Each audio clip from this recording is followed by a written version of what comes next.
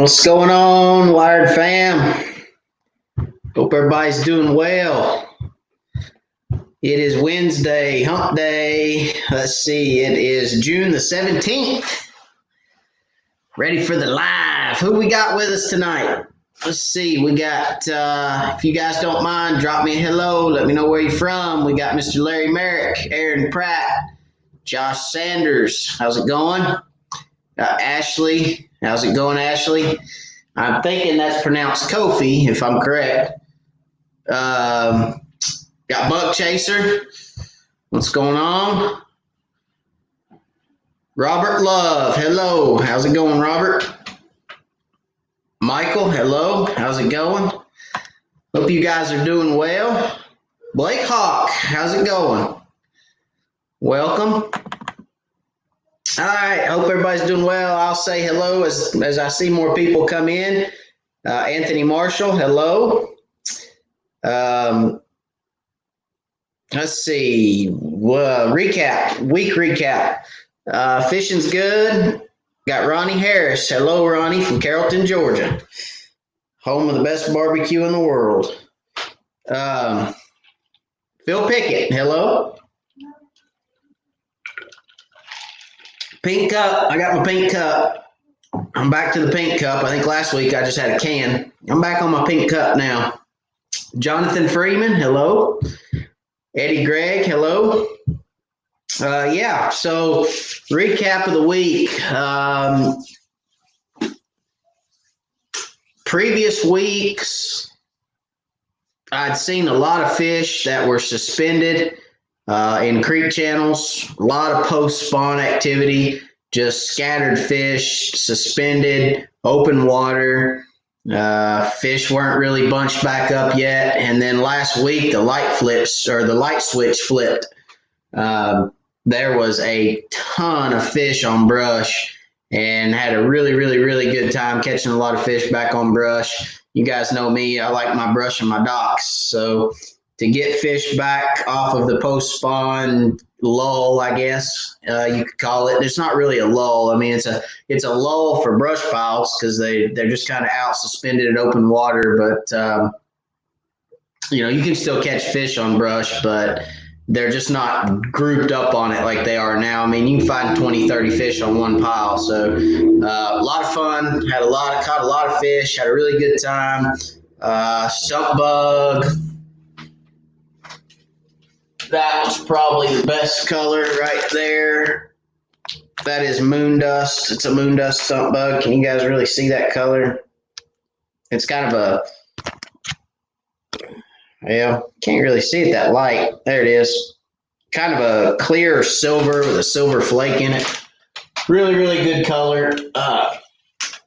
Looks a lot like a shad, so they like that, especially the chartreuse head.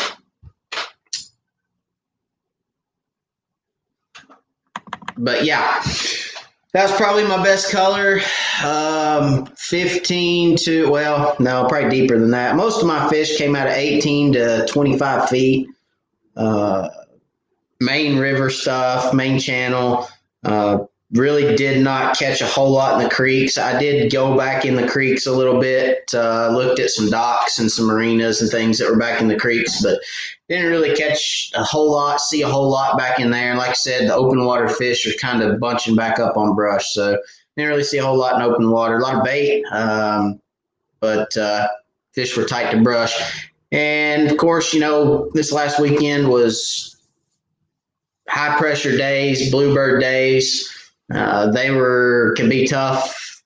Fish can kind of get, I'm not going to call it lockjawed, but they can get a little contrary on those days, those high pressure days. But yeah, I think Sunday when those storms rolled in, the fish turned on. So yeah, it was really cool. A lot of guys caught fish Sunday, and those storms kind of came in and out in East Tennessee. There's just scattered thunderstorms, pop-up showers, but it was fluctuating the pressures. The barometric pressures were rising and falling with them little storms coming in, and every time that pressure changed, the fish would turn on. So that's pretty neat. A lot of fish caught, but I would find some brush. They're going to be set up. I mean, starting now, they're going to set up on summer pattern. Fish are going to get on the summer pattern. They're going to get back in groups, and they're going to be on brush and under docks. So I would probably not fish any shallower than 15 feet, and I'd look anywhere from 15 out to 30. I generally don't fish deeper than 30 feet, especially in the summer, because if you catch a fish deeper than that, really, if you catch a fish deeper than 25 feet in the summer, you're going to have a hard time keeping that fish alive or releasing him alive, because that air bladder at that depth, they just don't do real good. Plus, it's hot and they stress them out and they don't do real well. So I try not to fish too deep in the summer. But let's see. I see some guys popping in here. Who we got?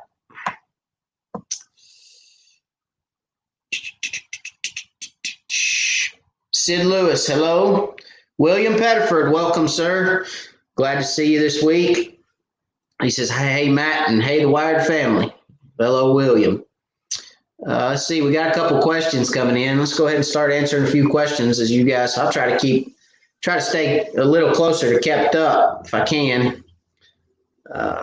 Matt, can you show, let's see, Robert Love. He says, Matt, can you show those crankbaits again, colors, and where you buy them? Sure.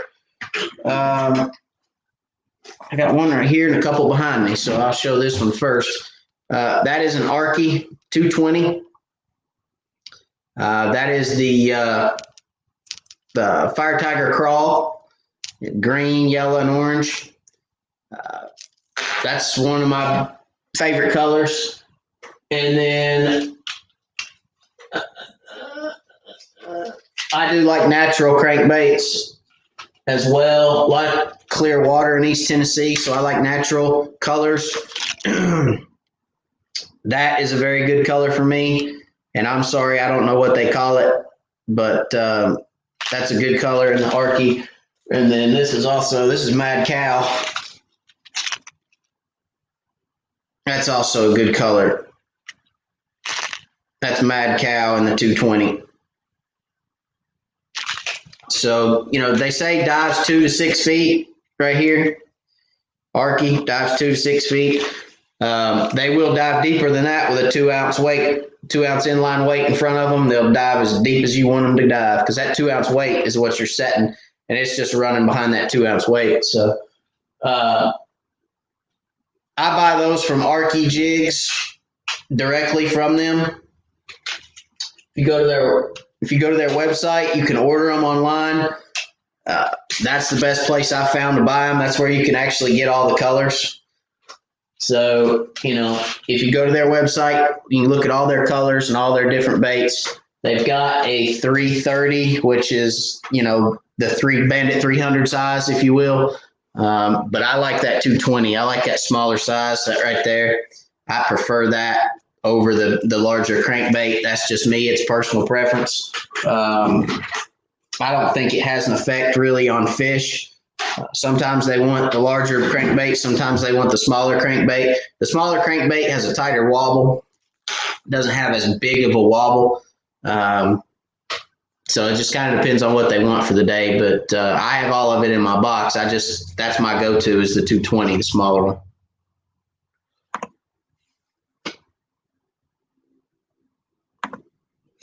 Buck Chaser, did you note the water temperature when they started grouping good on the brush piles? I did, 80 degrees. That's what it was. I don't fish every day, Buck Chaser, but that's what it was the last time I was on the water. And the last time when I saw them get back to brush, it was 80 degrees. So that was surface temp. And the afternoon bite has been better than the morning bite recently too. I think a lot of that has to do with, like I said before, in the morning they're on flats. They're looking for bait. They've been on flats. They move up at night and they feed, and then they move back towards River Channel as the day goes on. So, as they move back, they find those brush piles and hang out. So the afternoon bite has been better than the morning bite lately, which is kind of uncharacteristic of summer fishing too. Summer fishing, I generally do better in the morning, but it has been evening bite lately.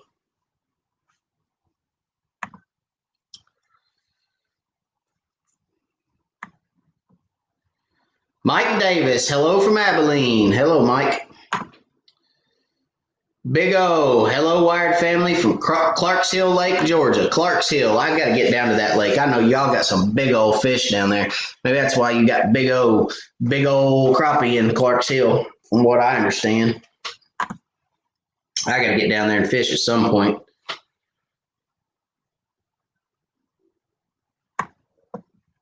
Eddie Gregg says, does it run up or down from the weight? I'm assuming you're talking about the crankbait, Eddie. The crankbait's actually going to run down a little from the weight. It'll be below the weight because you got the bill of the crankbait. You got the bill of the crankbait that's still going to dive. So as it dives, your weight's going to stay pretty consistent in the water, depending on how much line you let out and how fast you're running. And then your crankbait is going to then pull down from the weight. So it's going to run a little bit below the weight.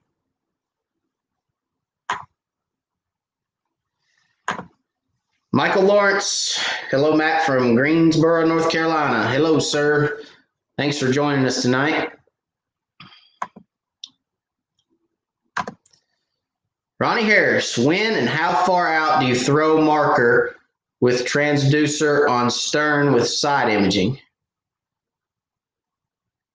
Throw marker. You talking about a marker buoy, Ronnie? If you're talking about a marker buoy, I throw a marker buoy right on it. That's a good question, actually, and I'm going to assume you're talking about a marker buoy, and I'm going to run with it. So when and how far out do you throw marker with transducer on stern with side imaging? Oh, yeah, I see your comment. You said yes. Okay, so my marker buoys, that's a good question. I don't have one. I don't have a marker buoy in here. So my marker buoys, when I'm looking at brush, if I see something on my side imaging that is 20 or 30 or 40 feet off to the side, I'll mark that as a waypoint, and then I'll flip the boat around and go directly over top of it. When I go directly over top of it, if there's fish, if I see fish on my down imaging or side imaging, if I didn't see them before, when I run directly over top of it, I will throw a buoy directly out the back of the boat. For the guys that have fished with me, they'll tell you, there's a lot of times I chunk them right over top of my head. I mean, literally, I just whoop, and I throw that joker right up over top of my head, and it lands in behind the boat.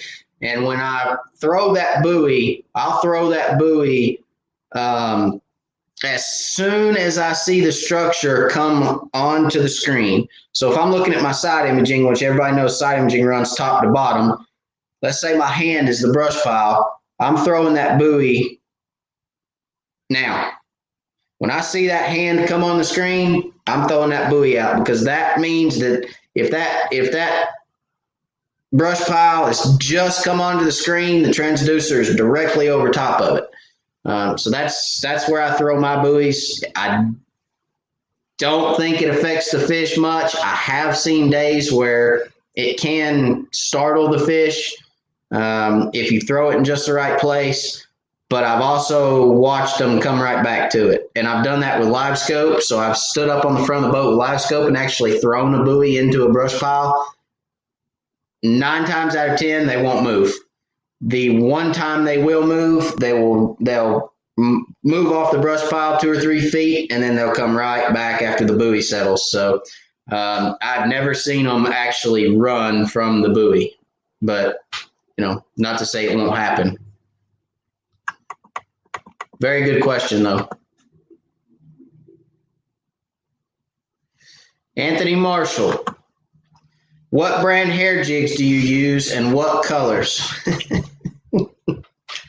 Well, I'd like to say I can tell you the brand, but there is not a brand. So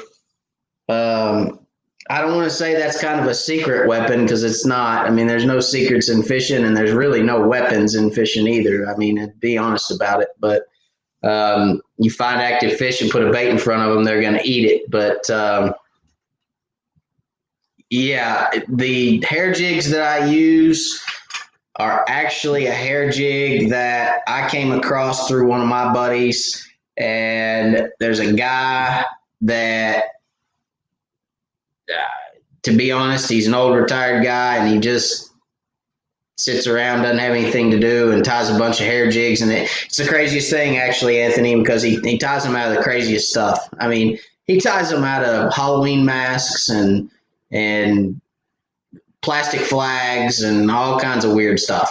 I mean, it is really weird stuff that he ties them out of. And most all the hair is just fake artificial hair off of masks and stuff. It's crazy. It's the weirdest thing, but that's what he does. And I really can't tell you the brand, or I mean, he doesn't even really sell them. So, you know, colors. Chartreuse. Everybody knows I like chartreuse. Blue and chartreuse, black and chartreuse, black and yellow, red and yellow, white and pink, white and chartreuse, black and blue, and baby blue. Baby blue. I like baby blue mixed with a dark blue, and I like baby blue with a white head would probably be the list of my favorite colors. So depending on what lake I'm on, a lot of it depends on the lake and the water clarities, but those are probably my go-to colors for the most part. And I'm sorry again, I wish I could give you a name of a hair jig I use, but there isn't one. I mean, it's old guy's house hair jigs, I guess. I don't know. I mean, I can't give you one. I'm sorry.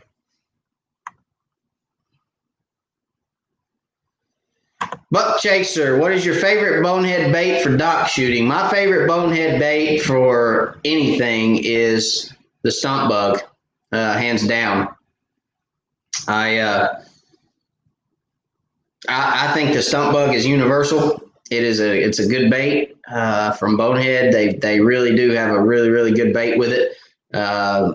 You can fish it a lot of different ways. You can manipulate it, as you guys know. You can take the center tail off. You can take the two outside tails off. I mean, you can leave it the way it comes out of the pack. So you can manipulate it several different ways, and it really is a good bait. I like it to dock shoot. It stays on the hook. You can run it up on a barb and it'll stay there all day. You can catch 30, 40 fish on it and it won't tear up. I've caught 40, 50 fish on one bait and never had to switch baits, and that's dock shoot. And so for those of you who dock shoot know, you get a flimsy bait and you shoot it under a dock a couple times and it comes off that barb. The force of it hitting the water and skipping will pull it off the barb, and then every time after that you shoot under a dock, it'll slide off the barb. So bonehead baits won't do that. They'll stay up on the barb. So yeah, I like a stump bug for any purpose, dock shooting, brush, any of it. The only thing I probably would say about that I wouldn't do per se is troll. There's not enough tail action trolling that bait. It's not an action tail bait. You've got to work the bait, and you're gonna get movement out of those tails, but it's not an action tail, a curly tail or paddle tail. So I probably wouldn't troll with them, but for docks and brush, definitely the stump bug.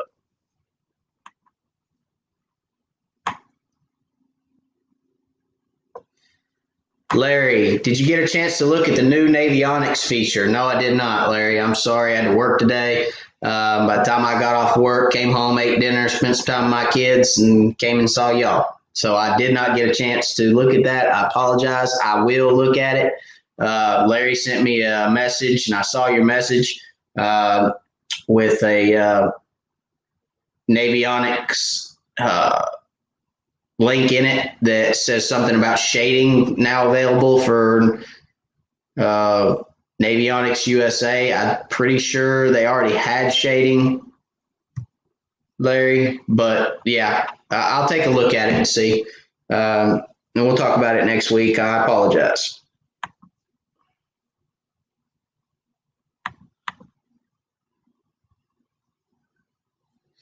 Big O, just let me know when you want to come fish Clark's Hill. I will. I'm coming. I promise you I'm coming.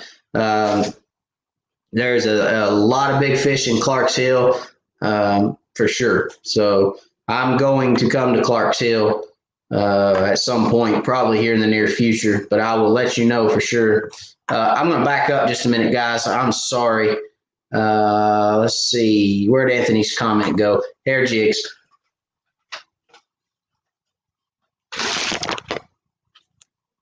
Anthony, that is a Jiffy jig from Mr. Jiffy Jig himself in Vidalia, Georgia, Mr. Jimmy Brantley.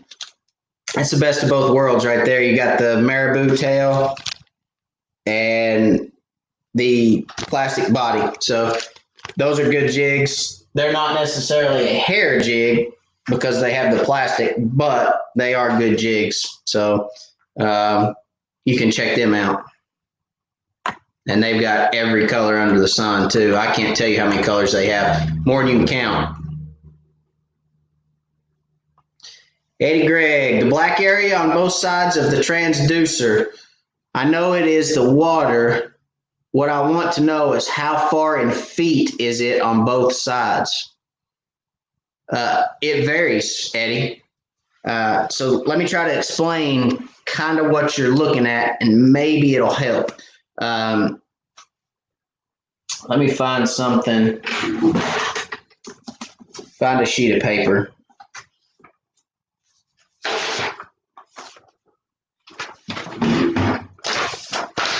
Hang on just a second. Bear with me. All right.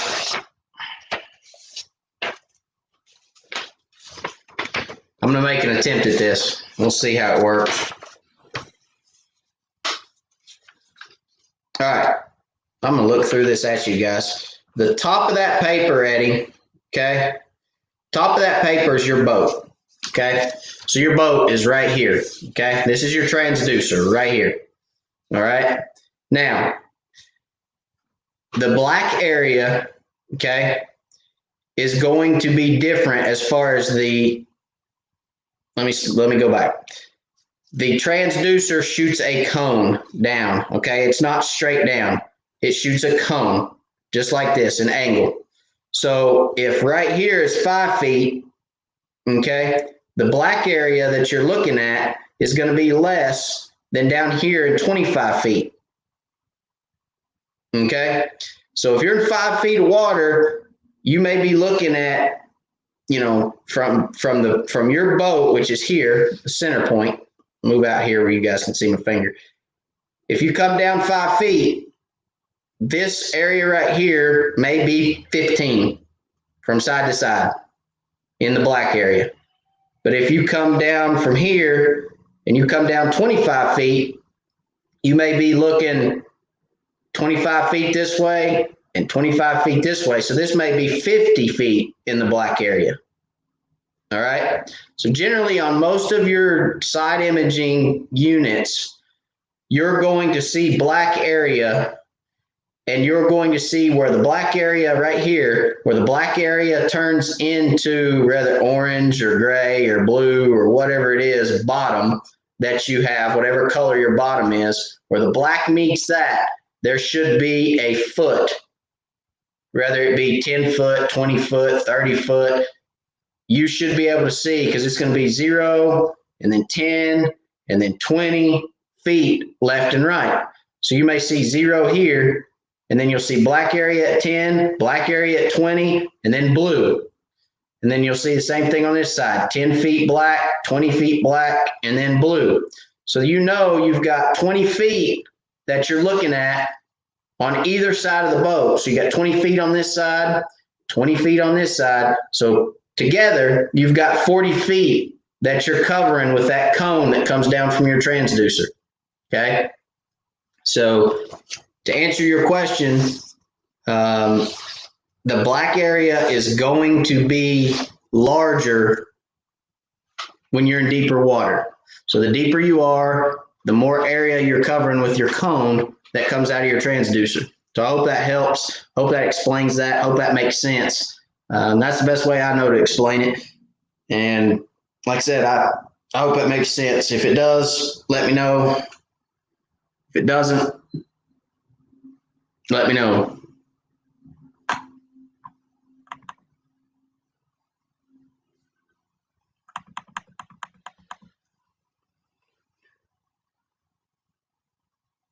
Shawn Mitchell, he said, "What's up, everybody?" He said, "Sorry I'm late to the party. Better late than never, my friend." Welcome, Shawn. JT's All Outdoors. Hello. How's it going?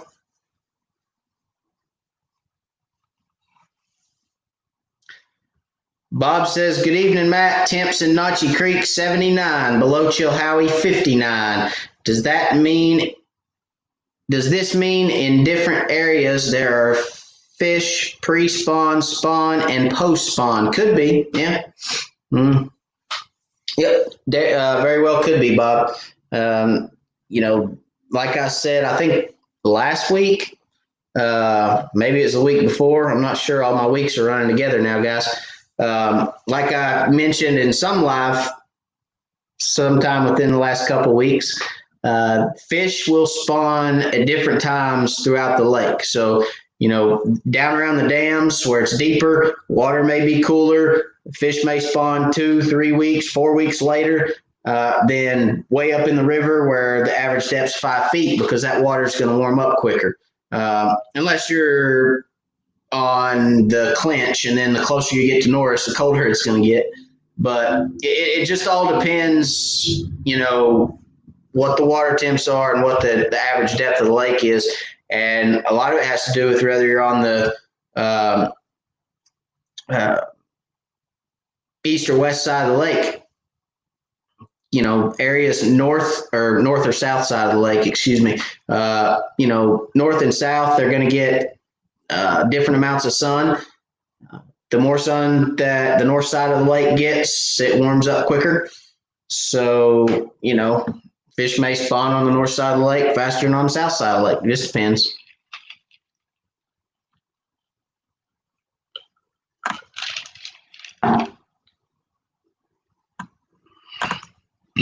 Ashley says, "Do you think water clarity, pressure, temperature, etc. affect the depth crappie? The depth crappie in a summer pattern will hold on brush from day to day."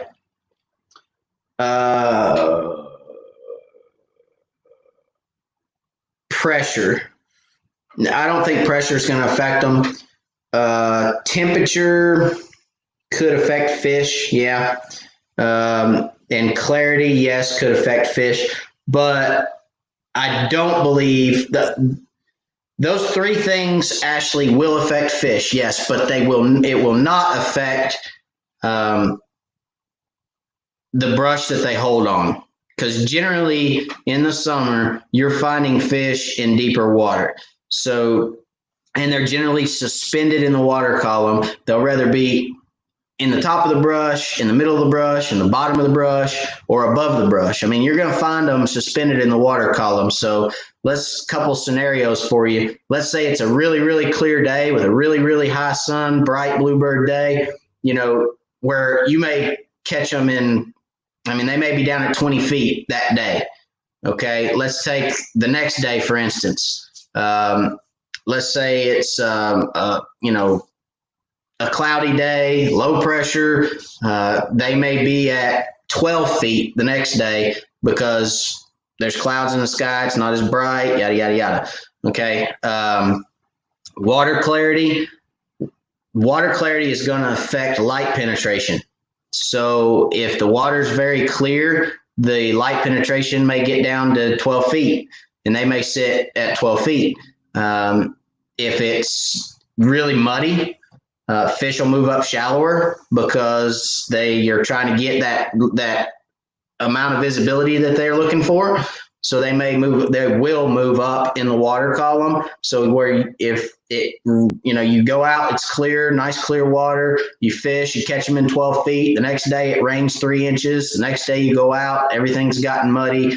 You may catch them in 5 feet because they'll pull up to get the light and the water clarity that they need, or the light, not necessarily the clarity because it's going to be muddy, but they'll get the light that they need so they can see. They've got to be able to eat too, right? So temperature will affect fish. Hot water does not hold oxygen as well as cold water. So they're going to look for that cooler layer of water. They're going to look for that layer of water that has more oxygen in it. So I think everybody, or most people that have ever swam in a lake, if you jump off a dock or jump off a boat or dive into the lake, the further down you go, you get to this layer of cold water. If you jump in and you go down 10 feet and you come back up and you go, God, that was cold down there. Well, the fish will move up and down to find the water that they're looking for, just like, anything else would. I mean, if you're hot and you're trying to cool off, that water down 10 feet deep feels pretty good. Then you come back up and you think, it's hot up here on the surface. Well, fish do the same thing. So, and like I said, the cooler water holds more oxygen too. So fish, they'll move around a lot. Again, clarity, pressure, temperature, etc. It does affect fish in the summer. It affects fish year round. They're trying to find the conditions that they need to survive. So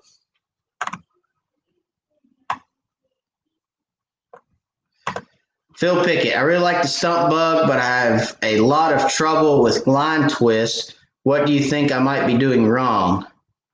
Phil, line twist. What line are you using?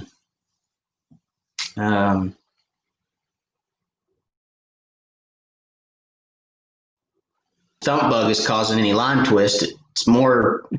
It's probably more along the lines of the line you're using causing line twist, or the reel that you're using. There are some reels out there, Phil, that actually will cause line twist. I've got a few of them myself, and on some of my trolling rods, if I long line, and I found this out a couple years back, I long lined with a certain couple reels, and every single time I fish, I'd get line twist and I'd get jigs that just spin. And then I'd pull a line up and I'd be holding the rod there and it just twirl. And I'm like, what is this? Well, it was the reel that was putting line on. It was spooling the line back on in a random fashion. It was causing twist. So that could be, yep, that's your problem, Phil. Switch lines. I'm not going to say anymore. I'm going to leave that one alone. Switch lines, Phil. Go to a vicious. It's $7.99 or something like that for 3,000 yards. High vis yellow, 4-pound test. They got 6-pound, whatever your preference is, 4 or 6. If you're accustomed to Mr. Crappie 4-pound, you better get the 6-pound vicious, because Mr. Crappie 4-pound is like 12-pound braid. But try that.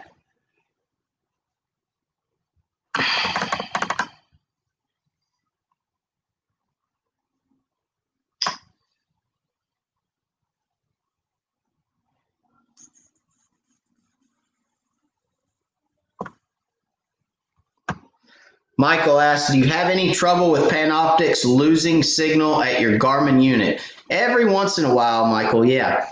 I've explained it before. Garmin's fickle. Garmin units are fickle, man. They can be strange. So hang on just one second. Steven, thank you very much. I appreciate that. Present with a present. Thank you very much for the super chat. I appreciate that. Guys, for you that are watching, everything that comes in on super chats, I assure you, goes right back into the channel, keeps me on the water, keeps me out there doing videos for you guys and fishing. And I appreciate it very much, Stephen. You have no idea how much that helps the channel out, helps me out, buddy. So thank you very much for the super chat. Let's see here. I'm going back up. Sorry. Here we go. Yes.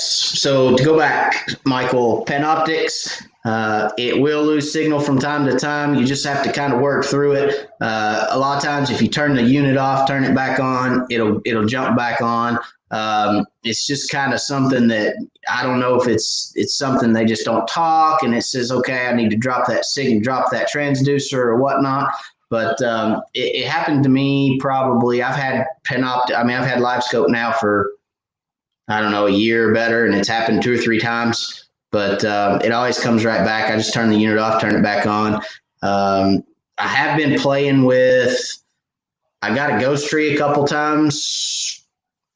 I don't know, maybe in the last 3 or 4 months, I've had it 2 or 3 times. And then I've had some fuzz where it's just like some silt in the water. And I've been able to, if I pulled my transducer out of the lake and wiped off the transducer, put it back in the lake, it all went away. It was perfect black screen again. So I'm wondering if it's not something to do with air bubbles that are getting trapped around the transducer when you put it in the lake. I've actually seen little pockets of air that just hang on to the transducer from putting it in the lake when it, you take it out, put it in, take it out, put it in. And I'm wondering if that's causing some interference with the transducer. I'm not real sure about that, but I'm experimenting with it. And I've actually done it now probably a dozen times where I have a perfect black screen. I move spots and I've got a little bit of what looks like silt on the screen, little orange, bugs, if you will, that are on the screen, just kind of flaky orange stuff. I pulled that transducer out, wiped it off real good, stuck it back in the lake, and it's gone. So I don't really know. It's live scope's fickle, but try to turn it off, back on, and see if that helps.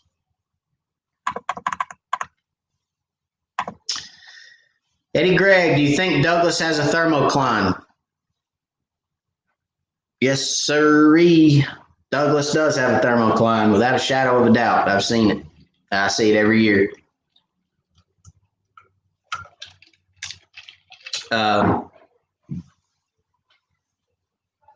It just depends on where it sets up in different depths across the lake. So I don't want to tell you what depth it sets up at, but generally you'll be able to see it on your side imaging or your down imaging. Down imaging, you can see it a lot better than side imaging most of the time.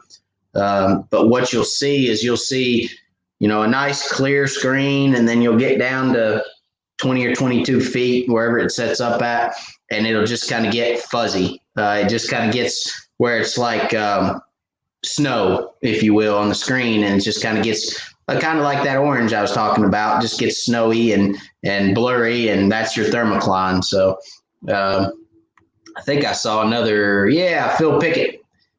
Thank you for the super sticker, Phil. Thank you very much for that super sticker. I thank you very much, sir.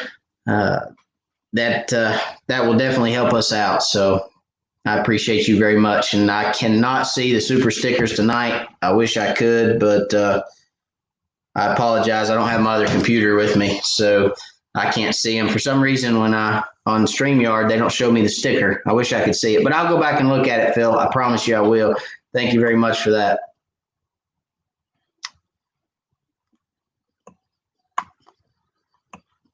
Let's talk a little bit more about thermocline, Eddie.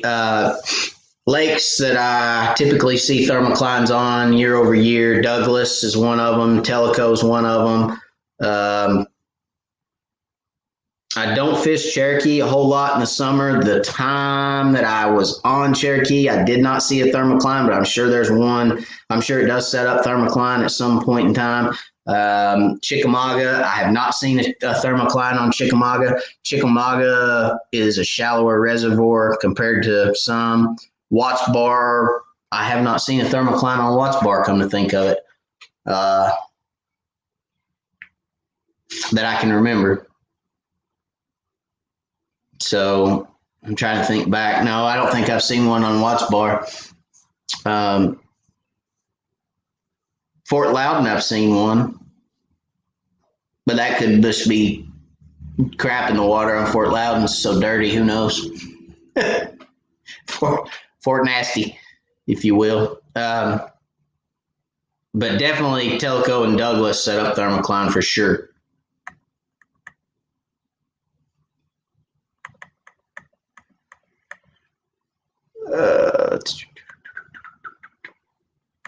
Major Brown, thoughts on Bass Pro Crappie Max High Vis line? I have some somewhere, I think. Let me see. I thought I did.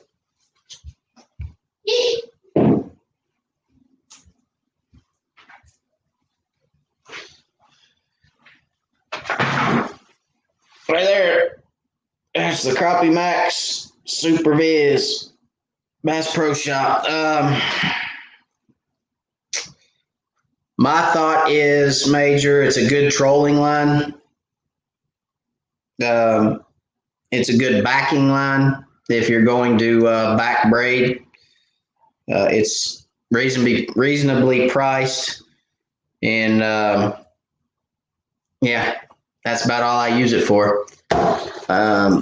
I have not had great experiences with it. I don't particularly like it. It does a lot. It has a lot of memory to it. It doesn't break. I mean, it's true to the test, the pound test, but I'm just not a big fan. I prefer the Vicious over, definitely over Mr. Crappie, definitely.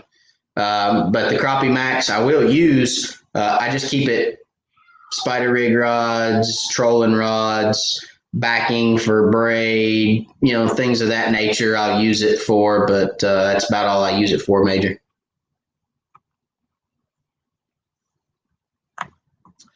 Bob Mabe, have you ever had trouble with your side scan on your fish finder with either the left or right side scan on the screen is very faint as compared to the other side, as if the brightness is too low? That's a good question, Bob. And actually, I know several people that have had that problem. I personally haven't dealt with it a lot. On one of my old bass trackers, it did cause some problem if I didn't have my motor trimmed up high enough. The way I had to mount the transducer, I just had to make sure my motor was trimmed up so that I could scan to the left side because the transducer was on the right side. I will say that most of the time when I see that on people's boat, it's because of that. The transducer is blocked by rather a motor or a power pole or a jack plate, or not jack plate, a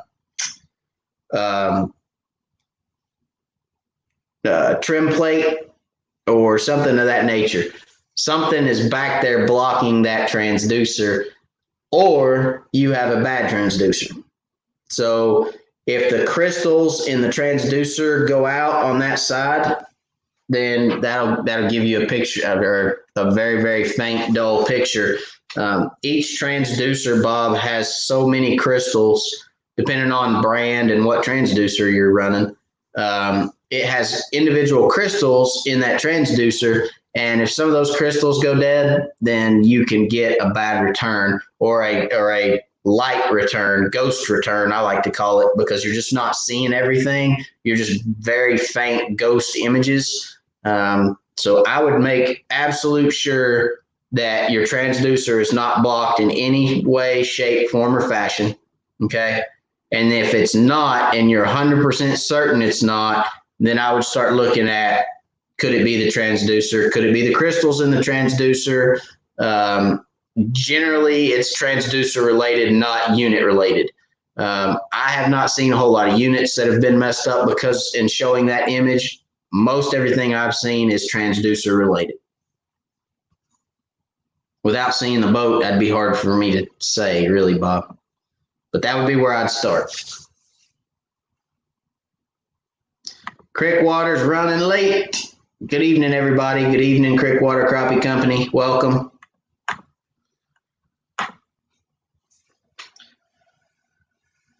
Are there factors this time of year that determine whether you start looking for fish day to day? What do you mean, Ashley? I think I know what you mean. I think you mean, are there factors that determine where I start looking for fish?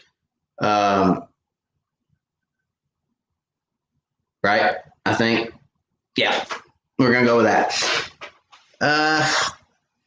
Yeah, there are. I will say this. This time of year when it's hot, I will typically start deep and work my way shallow. I don't typically start shallow in the summer. Not to say I won't fish shallow, because I will. I will fish shallow in the summer, and you can catch shallow fish in the summer. So don't anybody yell at me, because yes, you can catch shallow fish in the summer. But typically, I start deep and work my way shallow, which is backwards from any other time of the year. I start shallow and work my way deep any other time of the year. But summer, flip that around. On a bluebird day, Ashley, high pressure bluebird, I will generally ignore nothing. Okay. I generally look for thick brush. Okay. And I don't ignore it. If I scan a brush pile and I nose a thick brush pile, big thick tree, I will generally always stop and drop a jig around the edges of the brush. Generally, always. The reason is because I can't tell you the times that I've went over a big thick tree in the summer and it's like, there's nothing there. Stop, make myself stop, catch 15 or 20 fish off that tree and go, okay. Because they get in those, on a real bright day, they're trying to hide from that sun. They will get in the middle of that brush, and even on Lawrence, you can't see them a lot of times because it's just so thick. So I won't ignore anything during the summer, especially the thick stuff. A lot of times I look for that real sparse, loose cover. There's that one or two poles that hold the bigger fish. In the summer, it's kind of back up or backwards again of that. I kind of look for that thicker stuff on real bright, sunny days when it's hot, because they're just looking for shade. They're looking to stay in that cool water and stay in the shade, and they'll get right underneath those big trees. But on cloudy days, I'm not too worried about the thicker stuff on real cloudy days. I mean, I'll fish the thick stuff. But I'm looking at all of it on cloudy days because they'll get on any piece of structure and generally suspend over top of it when it's cloudy. So a lot of times if it's real cloudy and it's a low pressure day and, I feel like fish are going to be moving, I'll look for those fish around the edges. If you saw my video that I put out this week, that's kind of what I'm looking for on those cloudy low days. And if I can see fish around the outside of brush, that's the ones I'm looking for. So those are kind of some of the factors that I look for. Once summer gets here and once we kick into a summer pattern, which we have, I forget. I mean, I quit looking at water temp, to be honest. So if in my videos throughout the summer, I forget to tell you guys what the water temp is, I apologize, but that's because I forget it. Once they're on a summer pattern, they're going to stay on a summer pattern. It doesn't matter at that point. It doesn't matter if the water temp changes 2 degrees. It doesn't matter if it goes from 80 to 87. It doesn't matter. They're going to be on the same pattern. They're going to sit up on the same ways. The pressure, the barometric pressures, and when I say pressures, I mean barometric pressures. The pressure the cloud cover and just the atmospheric pressures is really what's going to drive your summer fishing. You know, the pop-up showers, thunderstorms, that's gonna have a huge effect on fish during the summer. If you hadn't seen my post thunderstorm show, I don't know. I'm not going to sit here and tell you I know for 100% certainty that a thunderstorm brings fish shallower, but I know, I know it does. I will tell you with 100% certainty that a rain shower will bring fish up in the water column. I'm not going to exactly sit here and tell you I know exactly why. I have some theories. One, it's just agitation on the water, right? It gets the fish looking up. I mean, when rain's hitting the lake, when the rain is hitting the top of the lake, you know, fish are looking up at it to see what the commotion is. Two, there's something about the fresh water mixing on the top of a lake that for some reason just gets fish up on top of brush. And I'll be honest with you, if I know there's a shower that's coming across the lake and I can sit somewhere out of the rain till it quits, I will sit there and wait for it to quit gladly, because when it does, there's going to be fish everywhere. And there again, every storm comes with a pressure change. So there you go. I mean, it changes your barometric pressures and you fish feed. So those are factors that I look at during the summer. It's kind of the things that I look for and think about when I'm going to the lake, but temperature is not one of them. So temperature is a spawn, and you know, it's kind of a spawn and a fall thing. Summer and winter, winter, I will look at temperature when it gets down below 40. When it gets down below 40, I'm looking at it because once it gets below 40, fish do act a little different. But I hope that answers your question.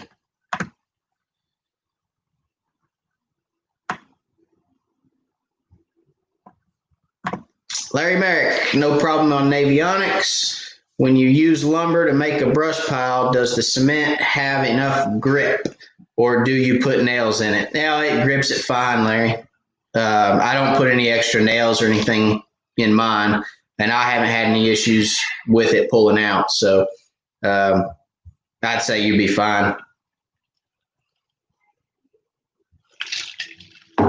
It doesn't hurt it, or it grips it fine.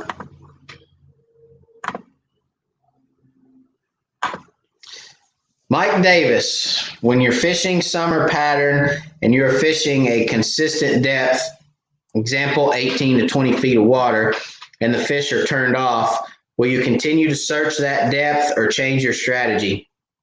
Nope, I'll continue to search that depth, Mike. If I'm on a brush pile in 18 to 20 feet of water and the fish are off, they're on somewhere, and I'm going to go find the brush pile that's on. I will not change my strategy if there's fish. If fish are setting in 18, 20 foot of water, you know, you hear it all the time. If you find them in 18 to 20 foot of water, that's going to be consistent across the entire lake. Yeah, that's for the most part true.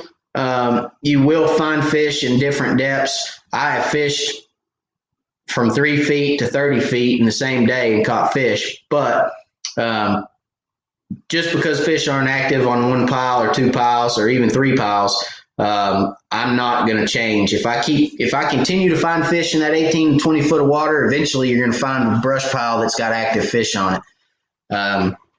So no, to answer your question, I will not change my strategy unless I start finding, you know, less and less and less fish. Now, if I keep finding less and less and less fish and it gets harder and harder to find fish, then yes, I will change at that point. But if I'm on fish, I'm going to stay on fish, and eventually I'll find ones that are hungry.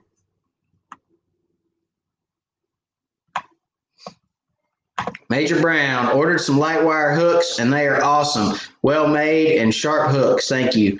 You're welcome, Major. And I'm glad you like the hooks. They are good hooks. I've used them for years, and I appreciate Mr. Curtis Hobbs. And I just want to say, everybody say a prayer for Mr. Curtis. Mr. Curtis had a little procedure done. For those of you that don't know, and I'm saying this because he posted it on his Facebook, so I think he's pretty open about it. But he's okay. Everything's good. But he did have a little procedure done, and I just want to say, if you guys could say a prayer for him, that he recover quickly and that everything goes well. I know I'm praying for him, and if he's watching this right now, Mr. Curtis, I hope you get feeling better soon. So, but yes, he makes great hooks, and we appreciate Mr. Curtis Hobbs. That's for sure, Mr. Lightwire Hooks.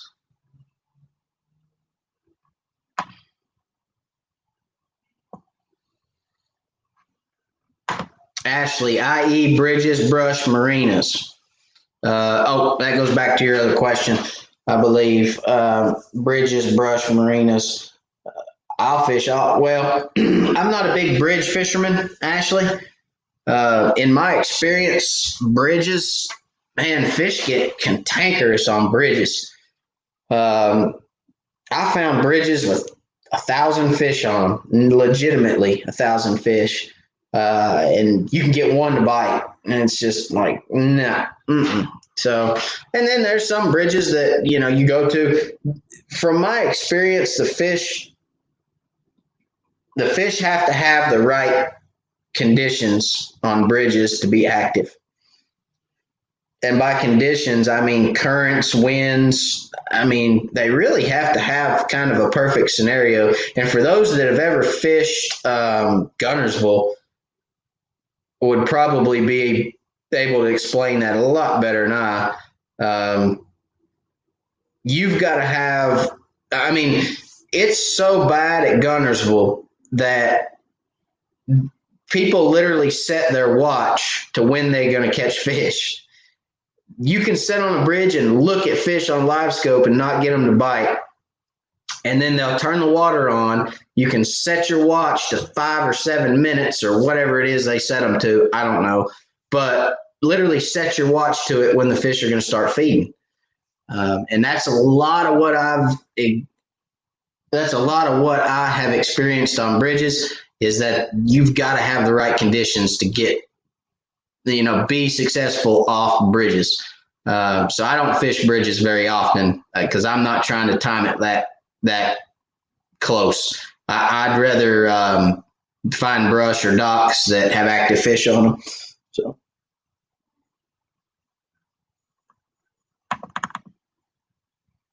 Crickwater, packing to head out on vacation. Y'all leave me some fish on Chickamauga for when I get back. I can't make any promises there because I'm going to be on Chickamauga here in the next week or two. Without a shadow of a doubt, I'm going down there. If not this weekend, next weekend. So I will definitely be on the lake, and I'm going to catch every fish I can. Well, I'll leave them for you though. I'll put them back. I promise I will. I don't keep much anymore. You guys know that. I did keep a few this last show that I did though, because my son wanted some fish so bad he couldn't stand it. So I did keep 4 or 5. I think I kept 5.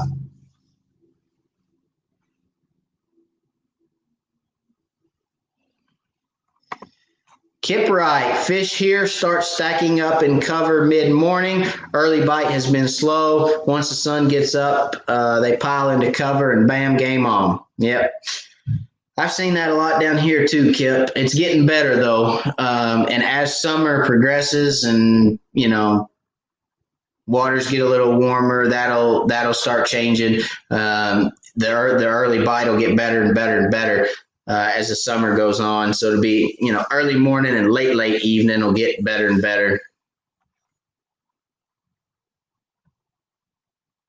Shawn Mitchell. So what map card do you run in your HDS, or which one do you think would be best if not the one you have and use now?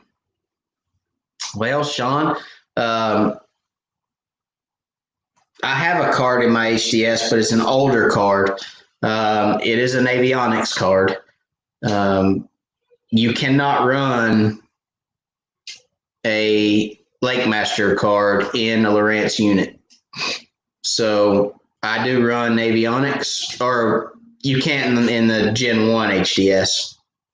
I should probably say that, because the newer units you could I don't know. Can you run? I don't know if you can run in the newer units like the carbons and the lives. I don't know that you can.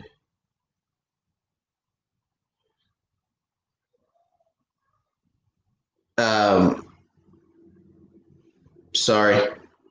The newer units, I don't know if you can run Lake Master or not, but I run Navionics. I like Navionics because, I have my Navionics app and it matches up. So I run Navionics in my HDS. Thank you, William. Wired family, hit the like button. 58 watching, 18 likes. Praying with you for Mr. Curtis. Thank you, William. I appreciate it. Yeah, guys, smash that like button, please. If you guys like what we're doing here and like listening, smash that like button for me. Thank you, William.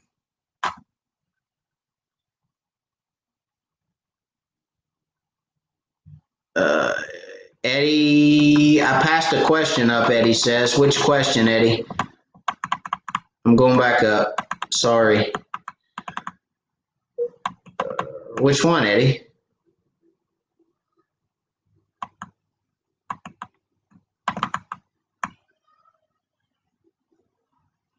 I thought I got them all. Ask me again, Eddie. Type it out again. I'm sorry. I don't see it. I'm sorry, Eddie. I don't know. Ask me again. I'll answer it. Sorry.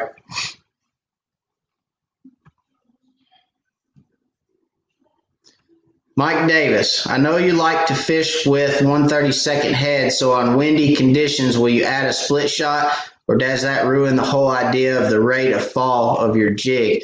Mike, if it gets too windy, I will go to a 16th. And a lot of times in the summer when I'm fishing that deep brush, I'll also fish a 16th. Last couple of videos I did, I was using a 16th. I do like a slower fall. I do like as slow a fall as I can get, but I'm also a little impatient at times, and I don't want to sit there and wait for it to fall 20 feet. So I will go to a 16th, and sometimes I'll even go to a 32nd ounce pony head with a blade because it's a little skinnier, and I think it falls a little quicker. Could not, but I feel like it does. So, yeah, in the summer, I will go to a 16th when I'm fishing deeper. Same type head. Most of the time, I'm using a double cross head. That's a crappie magnet double cross head, mustad hook, 16th ounce.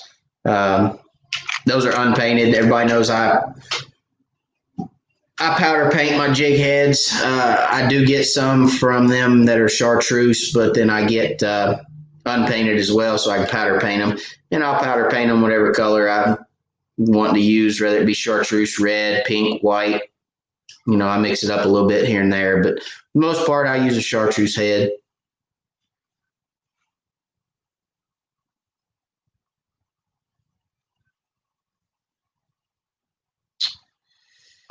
Eddie Gregg, it was about bottom balancing. I think, is that bouncing on Douglas? I didn't see it, Eddie.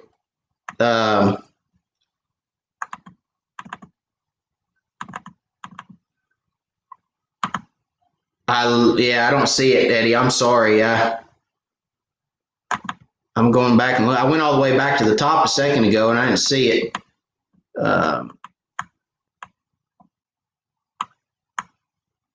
No, I don't know. Yes. All right, bottom bouncing. I do not bottom bounce. Never have. Probably never will. But I do know some guys that do it. And every once in a blue moon, you can catch fish that way. I did fish a tournament. Let's see. I fished a tournament on Chickamauga several years ago. That the night before the tournament, I remember sitting up in bed. It was thundering and lightning. It woke me up the morning or the night before the tournament. It was thundering and lightning so bad that it looked like daylight in the house. and I thought to myself, oh my gosh, because I'd been catching some really good fish on crankbaits, and it was late summer. I'd been catching a lot of really good suspended fish on crankbaits. Felt like we had a really good chance going into the tournament. And the lightning literally kept me up all night. The reason being is because lightning will put crappie on the bottom of the lake. Crappie do not like lightning. They will suck down to the bottom of the lake in a heartbeat after a really bad lightning storm. And it rained until about 6 a.m., lightning and thundered, and I kept looking at the radar, and it was all over Chickamauga, and I thought, my gosh, this is going to be bad. And got down there the morning of the tournament, and every fish was sucked to the bottom, stuck right on the bottom, and you could see them. I mean, it was the fish I'd been catching. They were just on the bottom, and you could see them. They just weren't up suspended anymore, and they were on the bottom. And I thought to myself at that point, I wish I could bottom bounce. I really wish that I could, because at that point I probably could have put a bottom bouncer on with 12-inch hook 12 inches above it and probably caught fish, but just wasn't set up to do that, and really didn't have a very good day in the tournament either. So I hadn't done a whole lot, but there's certain times that call for it, that's for sure. Mike Davis, thank you, sir, for the super chat. I appreciate it, Mike. I assure you that helps me out again. I know I've said it a couple times now, but I appreciate you guys very much for the super chats. It keeps me going, keeps me on the water. So thank y'all very much.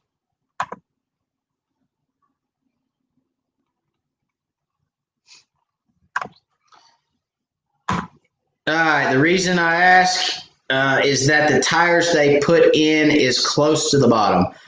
Eddie, I had somebody ask me the other day, Shawn, I saw your comment just now. I'll come back to it. I'm sorry. Somebody asked me the other day, Eddie, do you fish tires? And I said, I've caught some crappie on tires before, but before being like once. And I've looked at tires time and time again, hadn't really done real well off tires. A lot of striped bass, a lot of bass on tires, but not a lot of crappie, and I don't know why that is. I feel like crappie just like vertical structure. They prefer wood or bamboo, in my opinion. If I had a chance to fish PVC, if I had 40 PVC spots and 40 wood spots, I would fish the 40 wood spots every time I went to the lake over the PVC. Same with tires. If I had wood, I'd fish wood, whether it be dock poles, whether it be trees, whether it be stake beds. I would fish wood over anything else on a regular basis. Not to say you won't catch them off those tires, Eddie, but my experience, I don't catch them off a whole lot of tires. Also on Douglas with those tires, no, some of them are I was going to say they're too deep, but some of them are in decent depths, especially some of the ones mid-lake. Some of the tires that they put in mid-lake are actually in pretty good depths, but just don't catch a whole lot off of them as far as crappie's concerned. Shawn Mitchell, you said powder painting your jigs. Do you use fluid beds, or do you just dip in the jar of powder? Actually, I think I have a lighter in here somewhere. I'll show you guys how I do it. Anyway, there's one. Boing. My real lighter. All right. I'll show you how, for those that have never seen powder paint before, we'll show you guys how to do it. I'm going to minimize this, Shawn. I'm going to set me up a little. I don't know if you guys will be able to see or not. Let's see. Hang on.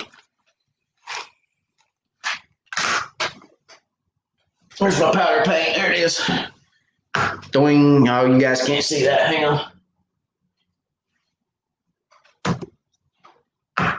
Doing. Let me put it on the other side. There we go. All right, this is ProTech powder paint for lures and jigs. Hard, durable, high gloss. This is chartreuse. Okay. I always shake it up because it settles. So I always try to get it kind of fluffed up. I don't know if you guys can. Yeah, you guys can kind of make that out. So that's powder paint. Okay, there it is. The way I do this, and I don't have a pair of pliers in here, but I'm going to tell you the way I do it, okay? If you take that jig head and you take a pair of pliers and hold it right there by the eye, okay? If you hold it by the eye with a pair of pliers, powder paint will not get in the eye, so you don't have to dig it out. For sake of this demonstration, I'm going to hold it by the hook because I don't have pliers in here, okay? Oh, yeah, I do have pliers. I lied. I got pliers. My 4-year-old, by the way, my son turns 5, the big 5, Cinco. He turns 5 tomorrow. So happy birthday to Brantley. At midnight, he'll be 5 years old. He's getting ready to go to school. And I'm sure my wife is glad, but I'm not. That's my baby, guys. And he's the baby of the family. I hate that he's growing up too. So anyway, happy birthday to him. And he brought pliers in here for us. These will work. I normally use needle nose, but for the sake of this, we're going to use these. All right, so take that, hold that eye. These are a little crooked. There we go. Oh, too tight. All right, clamp right down on that eye. Okay, so there's our jig. Now, you don't want to get this jig too hot, okay? So it's kind of trial and error. This is a 16th ounce jig. I generally hold a lighter on it for 5 to 6 seconds. On a 32nd ounce jig, you want to go about 4 to 5 seconds. You don't want to get these too hot, and you want to try to hold it in the blue part of the flame. If you hold it in the yellow part, it's going to scorch it.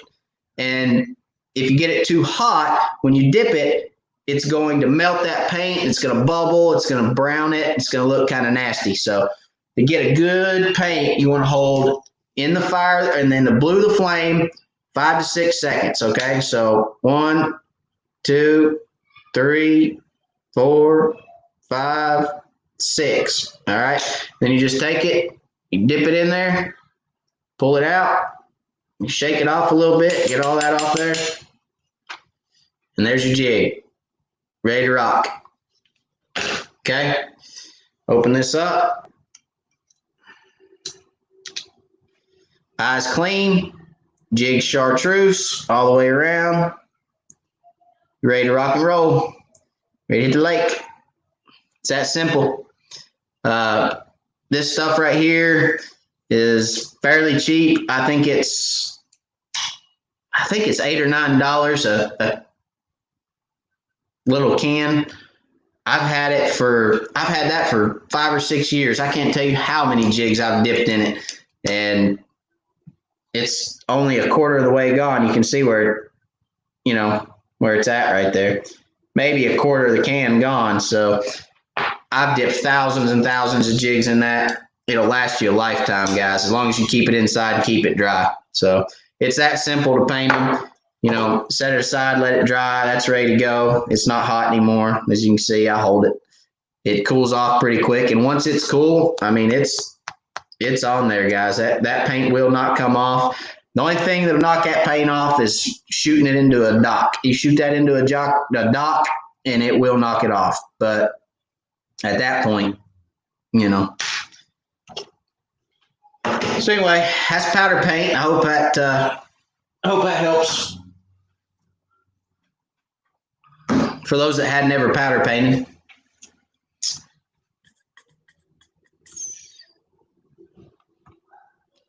Let's see. Been splitting my time between Sail Creek on Chick and White's Creek on Watts Bar.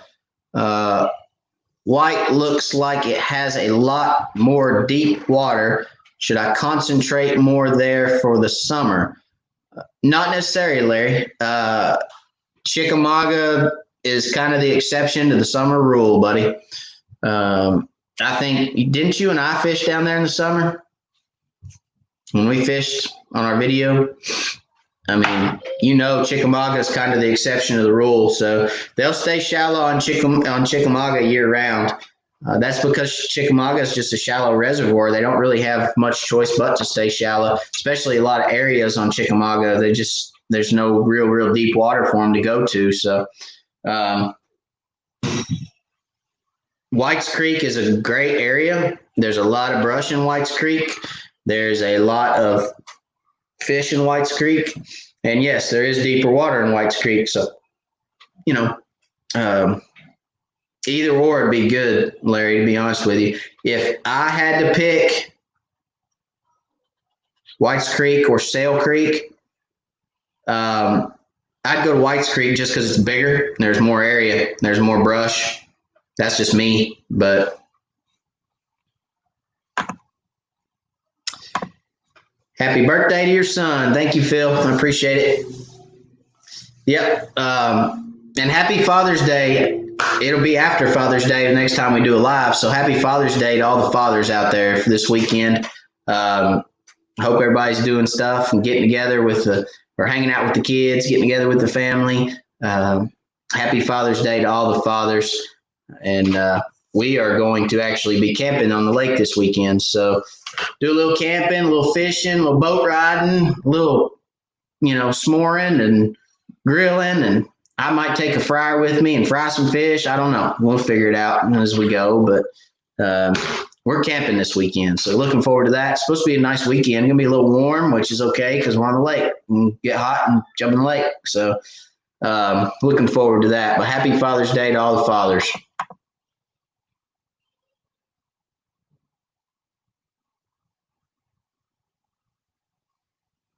Major says, my experience, a heat gun provides a better finish, in my opinion, for powder paint. Tried it with a lighter, and I'm not as good as Matt.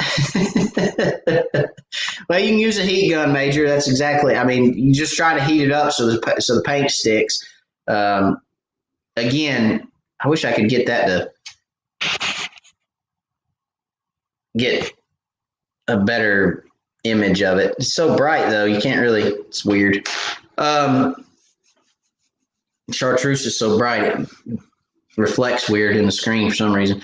But anyway, the key is, let's see here. Where'd you go, Major? There you are. All right. The key, Major, is to hold it in the blue flame. That is the trick. That is probably the most important part of using a lighter is, you've got, man, you really can't see that. My goodness. That just looks like a red light. The blue part of the flame that's very close to the bottom of the flame, if you will, where it comes out of the lighter, is what you want to hold that jig head in so that it doesn't scorch the jig head, because it will scorch it black, and then when you dip it, it's going to come out this nasty, ugly brown color, and you'll go, well, that stinks. So just make sure you hold it in the blue part of the flame.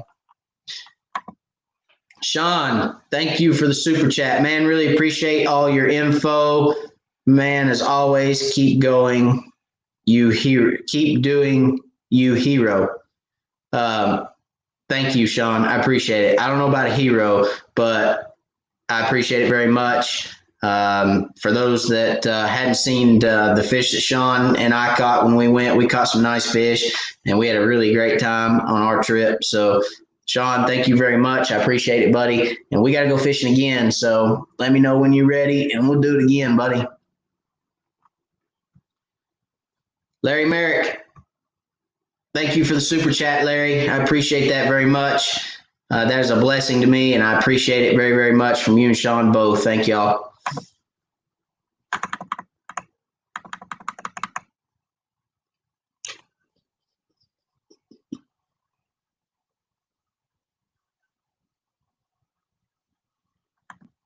Here's a good question. Ronnie says, the jig you just showed, do you use them dock shooting or different kind? That is the jig I use for everything, Ronnie. That's a double cross jig head from Crappie Magnet. And you can see it's got two barbs on it. You got a barb on top and you got a barb on bottom. Okay. That holds that bait very, very, very well. And I like having the dual barb, especially for shooting docks. It just gives you a little bit of extra hold for shooting docks. And for those, like I said earlier, those that know, when you're skipping a jig all day off the water and it's skipping and it's hitting and it's, it'll wear on a jig for sure. So, on the durability of a jig. But with the bonehead stump bug and the Crappie Magnet hook, the double cross jig head, or a Crappie Magnet holds on it really well too. And it skips really well. It's got a round body, so it skips really well too. And is durable as well. So, anyway, that is the hook that I use for everything, just about. Shawn says, if you bake them at 350 for 20 minutes, they don't chip on a dock either. Protect powder is good stuff. It is good stuff. I like it. Baking them at 350, that's a good tip. I don't know, 20 minutes. That adds a step to it, but most of the time, dock shooting, you're going to lose a jig you're going to shoot it across a brace or a wire or something and lose a jig. I lose more jigs dock shooting than I lose just about anywhere. Because regardless, you can't see a lot of that stuff on docks, or your jig skips and it goes up into the rafters and it gets hung on something and you're breaking off. I lose all kinds of jigs under docks, but very, very good tip, Shawn. Thank you. I'll try that. Sean Bradford. Hello, sir. He says, hey, Matt. How's it going, Sean? Got several Seans.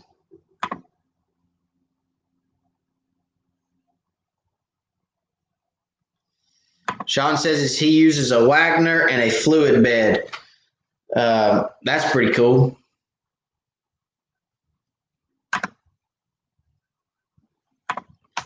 Steven, thanks for showing the powder paint. You're good at off the cuff stuff. Probably has something to do with your being a top-notch fisherman, and you are good at adapting. Thank you, Steven. I've painted a lot of jig heads, man. Honestly, and it was trial and error at first when I first got it. And actually, I just kind of stumbled across it back years ago. I was at Sloan's in Vonore, and they had some sitting on an end cap. And my oldest son at the time, who was about the same age as my youngest son, was playing with stuff, wanted to put stuff down, and he was playing with a bottle of it. And I was like, put that down. Give me that. And I looked at it and I was like, hey, that's cool stuff. Let me try that. So it's just kind of, started there, and I just got good at it over the years. But I appreciate it very much. Thank you for the great comments, for the kind comments. And I appreciate it very much, Stephen. Aaron Pratt, do you guide? Yes, sir, I do. I do. Let me give you, Aaron, I'm going to type my email address. If you would like to talk about that more, shoot me an email, which I just put my email address. It's usmarine27002400@gmail.com. And shoot me a message and we'll get hooked up.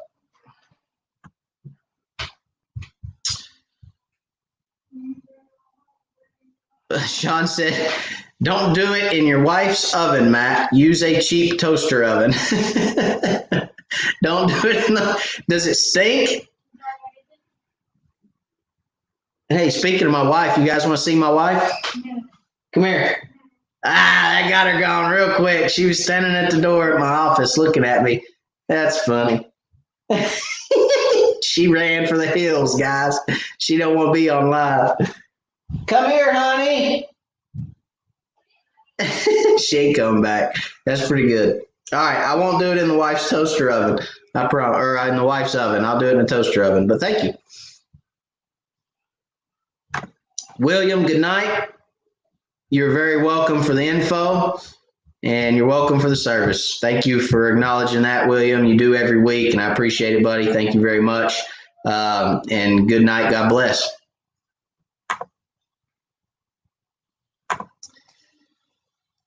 Michael, do you mostly fish with chartreuse jig heads? Mostly, yes. Yep. I could actually probably get my powder paint out and show you just about every other color I have. And I've got a lot of colors. I've got red, I've got green, I've got blue, I've got white, I've got orange, I've got pink, I've got brown, black. But for the most part, chartreuse is what I use 90% of the time. The only time I will not use a chartreuse jig head is when I'm using a straight chartreuse jig. If I'm using a straight chartreuse jig, or if chartreuse touches the jig head, then I'll use a different color. Again, guys, I believe in contrasting colors. Everybody saw my scent video. I am not a believer in scent at all. I am a believer in contrasting colors, and I do like to have a different color with every segment of jig, if that makes sense. So if I have a black body of a jig, I want a chartreuse tail, and I'll use a chartreuse head. If I have a chartreuse body, I'll throw a red head on it. And if it has a green tail or a red tail or blue tail or whatever, I just don't want two colors touching each other, generally, for me. That's the way I do it. It might not be the right way, but it's my way. So that's the only time I do not use chartreuse, Michael.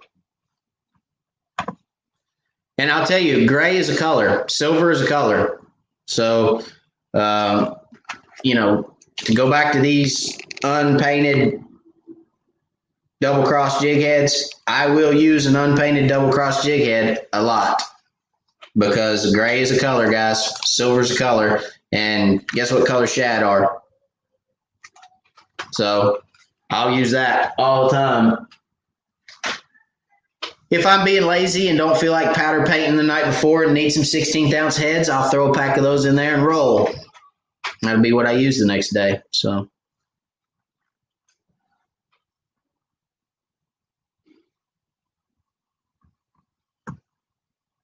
Buck Chaser, can you add a second coat of paint on a jig head, and would it be more durable? The powder paint, no. You could dip it twice when it's hot, Buck Chaser. So you get it hot, you could dip it, pull it out, dip it again, but it doesn't necessarily make it more durable. It makes it fatter. It makes the jig head fatter. And it coats it more, but it doesn't make it more durable. Actually, it may even make it more brittle because it's thicker, and at that point, there's more to break. But again, it's pretty durable, guys, for the most part. A fish will not take that paint off. I mean, if you're fishing brush and catching fish, it will not take the paint off. I mean, you've got to take pliers to get it off, or shoot it into concrete or a metal dock or something. A pontoon or something will take it off, but for the most part, a fish or brush or anything like that will not take the paint off that jig. But if you try to heat that up, I will say if I tried to heat that up right now, it'll actually bubble it and cook it. So it'll cook it, it'll start bubbling, and then it just turns into ugliness. So no, you can't reheat them once they're coated.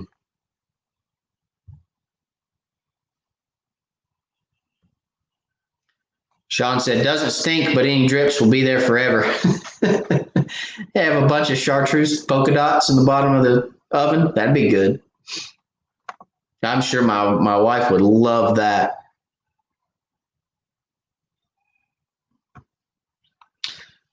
Rough paint on those heads will hold the copper tone better. Yep, that's right. That's exactly right. Yep. It will. I thought about trying to get somebody to pour me some jig heads with like a little pocket in them, like a little copper tone pocket where I can just stuff it in the head.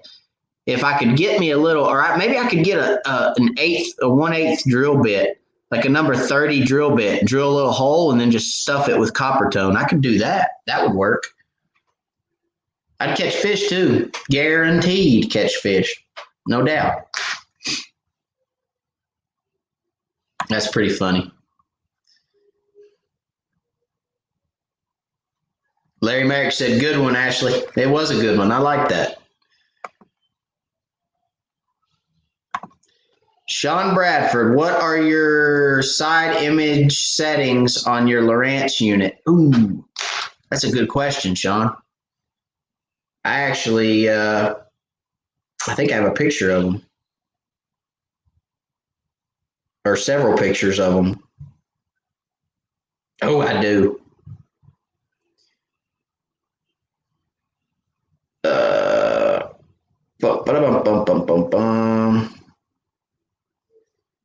Let's see. Hang on. Is that all of them? Yep, here we go. All right, I'm going to try to do this. I don't know if you're going to be able to see it or not.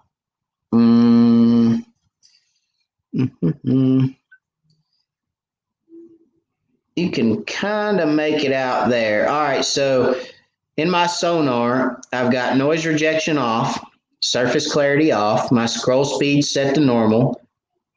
I do not overlay the downscan. Okay, or do I? Nope. I do not overlay the downscan. This is difficult, guys. Manual mode is off. The fishing mode is shallow water. Okay.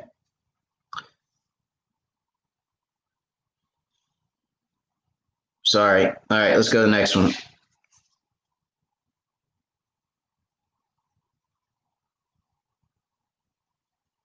Let's see here. Here we go. I went the wrong way. Sorry.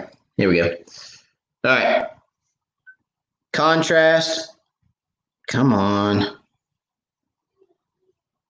Man, this is not going to work, is it?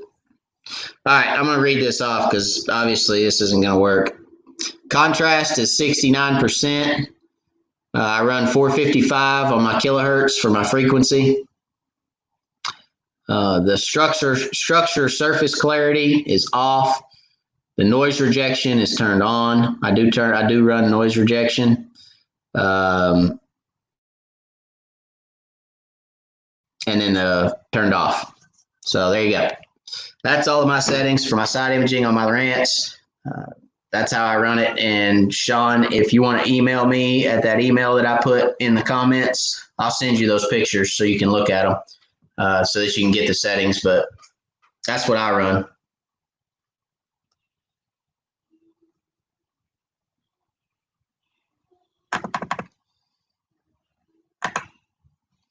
Sean said, I speak from a hard lesson on the oven. You had to buy a new oven, I'm assuming, because my wife would make me buy a new oven. I don't think she'd even let me put it in there, to be honest with you. She'd probably say it causes cancer in California or something. I don't know. But anyway, if she even caught me putting it in the oven, she'd probably make me buy a new one. Got my live scope installed today. What maps should I get? Thanks. Maps, first of all, welcome, Cole. Maps for what? Maps for your unit? Leave me another comment, Cole. Drop me another one. Maps for what? Are you talking about putting maps on your Garmin unit, or what are you talking about?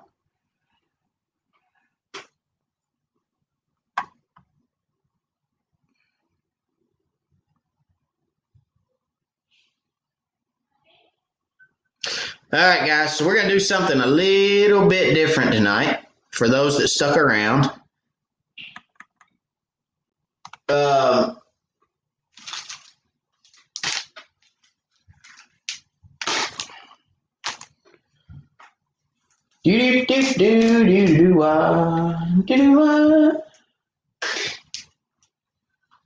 Do something a little different.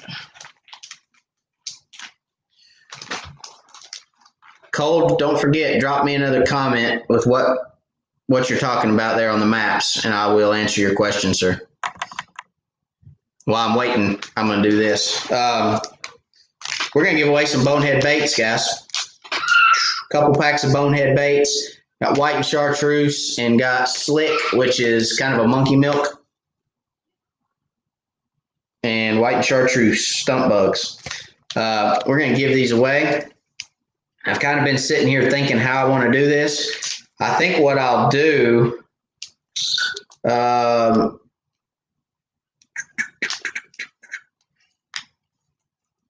tell you what, the first person to comment with the 3 things that I put on my jig in the scent video, there was 3 different materials that I used in that video. First comment that I see come up with those 3 materials will win the baits.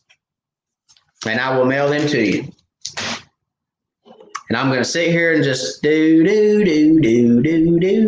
I used 3 different things in that video. First person to tell me, I think that was 2 weeks ago, not this week's video, but last week's video. Oh, Ashley got it. That was quick. Copper Time, I'm going to give you that one. Copper Tone, Mountain Dew, Slab Bites. Yep, that's it. And then Buck Chaser was second. I got Mr. Buck Chaser here. Nibble, Sunscreen, and Dew. All right, guys, I'll tell you what. We'll do, and then Major Brown. Slab Bites, Mountain Dew, Copper Tones. We'll do top 3. How about that? I'll send you guys some baits. What I want y'all to do is I want y'all to send me an email, okay, to my email that I put above, and I'll put it again so that you guys don't have to go back up. And Ronnie Harris, you got it right too, buddy. All right, I'm going to go right here. I'm going to put my email again.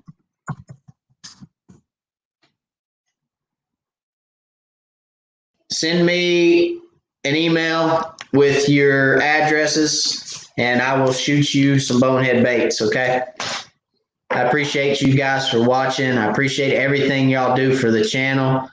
And I want to give back to you guys when I can. So we're going to start doing some giveaways. We're going to start doing some more. I've done some over the course of the channel, and we've done some different stuff. And I'm surprised, guys. I actually gave away a rod at one point, and the guy that won it never contacted me. I never heard back from him. I probably should have drawn another name, but it was so far. I wanted to give him ample time to come get the rod, so I gave him 3 or 4 weeks, and I never heard anything, and never, it's just kind of fell by the wayside, I guess. And I never even got in contact with him to begin with. So I put out there he won. I gave his name out and mentioned I mentioned it several different times and commented on his post and everything, and never heard back. So anyway, keep an eye out for some of the giveaways and some of the stuff we're going to start doing. I want to give back to you guys, as you guys know. Discount codes. Bonehead, 15% off at Bonehead. Crappie 2020. Crappie 2020 discount code at Bonehead Tackle will get you 15% off on everything from Bonehead Tackle, except I don't think it's good on rods, and I don't think it's good on their packs, like the clear water pack and the muddy water pack that come in the bait box. I don't think it works for those. It works for lines, jig heads, all their baits, all the terminal tackle. The only thing it doesn't work for, I think, is rods and those bait boxes. So anyway, Crappie 2020 at Bonehead. Wired will get you, the discount code Wired will get you 10% off on your Ozark rods. WIRED, just like Wired for Crappie, will get you 10% off Ozark rods. It will also get you 10% off on your live scope poles. If you want a live scope pole from Fishing Specialties, you can use the discount code Wired. When you're talking to Mike, when you call Mike on the phone and you say, Mike, I want the discount, the YouTube discount, Mike's going to coach you a little bit to get wired out of you, but you got to say wired, wired, wired, wired, wired. If you say wired, it gets you 10% off, okay? That's something that I tell all my sponsors that I want for you guys. Bottom line is I want you guys to benefit from the videos. I want you guys to benefit. I want you to be able to save a little bit of money on your fishing gear. And that's one thing that I will not. If somebody wants to partner with the channel, it's kind of a must for me. I want to be able to give back to you guys so that you guys can get that discount on your end. Okay, so take advantage of those. Save you a little bit of money on your fishing supplies and all your gear. And I appreciate you guys for watching. Appreciate everything y'all do for the channel, because it's because of y'all that I'm here. It's because of y'all that I'm doing this, and it's because of you guys and girls that I'm successful and able to do this. So I appreciate you, each and every one of you, and that's why I try to make myself available as much as I can for you guys. So anyway, I'll get off that soapbox, but thank you again, Ronnie. I'm sitting here sporting your Nibbles Mountain Dew and Copper Tone. Glad to see y'all watch the video, though. That's pretty cool. All right. Buck Chaser, I'll send you some hand-tied jigs. Yeah, I'll use them, Buck Chaser. Send them on. I'll use them, and I'll let you know what I think for sure. When I get your address, I'll give you mine. How's that? Steven, I guess it was Ashley first. Yep, it was. Well, that was the first one I saw. Ashley, Buck Chaser, Major, Ronnie, and then Steven. Or Ashley, let's see. Ashley, Buck Chaser, Major, and then Ronnie. Cole Webb, Garmin 1022. Do I need the upgraded maps? Cole, I don't run maps on my units.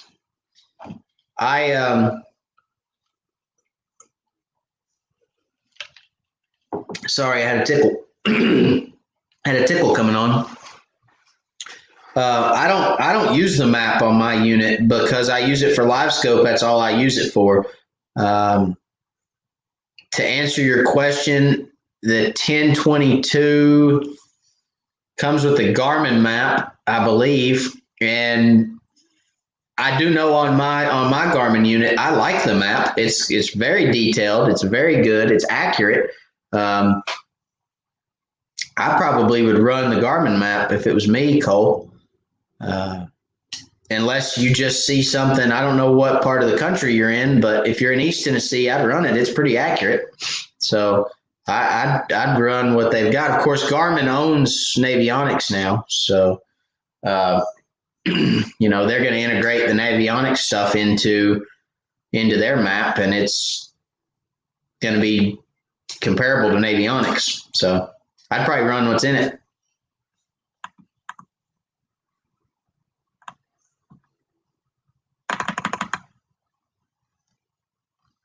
Mike Davis, thanks, Matt. Appreciate the info. Have a great night. Yeah, you have a great night too, Mike. I appreciate you, and I'm glad to give the info to you guys.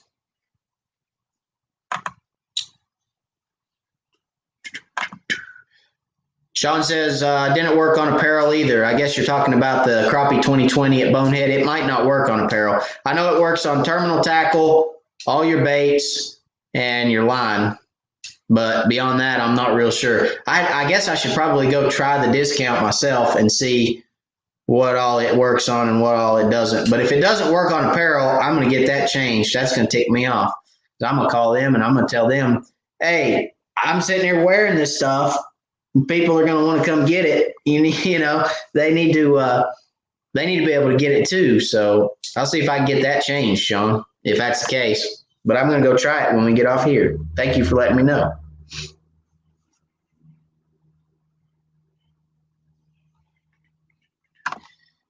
Let's see. Steven says, congrats, guys. We want reports. Yeah, I want some too. I want you guys to send me some pictures of a big fat stump bug down the throat of a fish.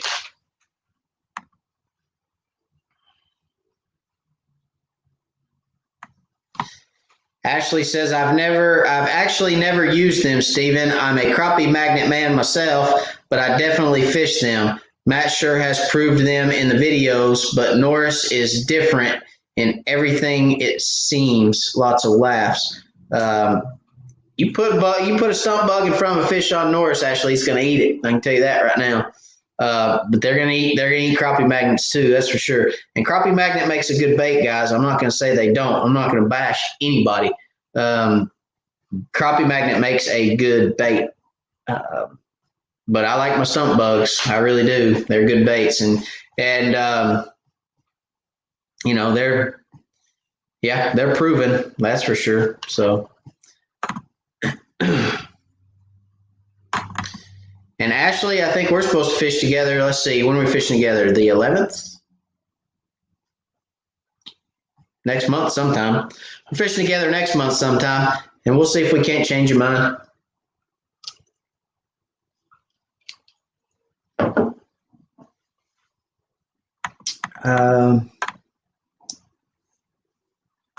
Ronnie Harris.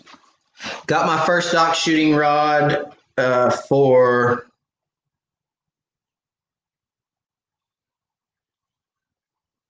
BD67. Got my first dock shooting rod for BD67 on 8th and Fluger reel. 2 days later, can't wait to use going next week. Rod was B&M Sharp 6. B&M Sharpshooter 6. I'm sorry if I'm reading that wrong, Ronnie. I'm not sure what all that was, but yeah, B&M Sharpshooter 6 is a good rod. I used them for years before I went to Ozark. I use the Ozark 6-footer, the dock shooter now. But just about everybody is out of rods right now. It's crazy. You know, everything that happened with the virus and stuff and China and not being able to get product from overseas and that sort of thing, it's really hurt a lot of the fishing industry. So, you know, but they'll get back up and going. I think Ozark, I talked to them this week, and I think they're expecting a shipment of dock shooters in on the 25th, I think. But they said that it'd probably be several days after that they get them on the website. They're taking pre-orders if you call in. Ozark is with the 6-foot dock shooter. They're taking some pre-orders. They'll take your information over the phone, but they're not going to put them on the website until they send them to their distributors and get all the pre-orders filled. So anyway, if you want an Ozark rod, call them. They'll pre-order you one. I saw somebody asking for a code again.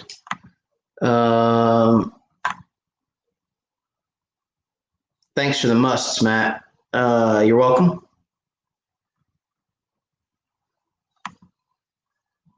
Ozark code again. Kip, it is Wired. W-I-R-E-D, just like the channel, Wired for Crappie. Wired is the code for Ozark. That'll save you 10%.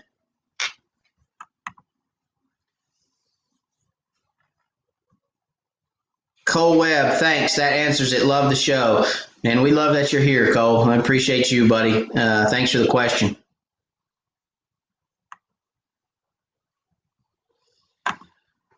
Yes, sir. Was going to pick up a hat.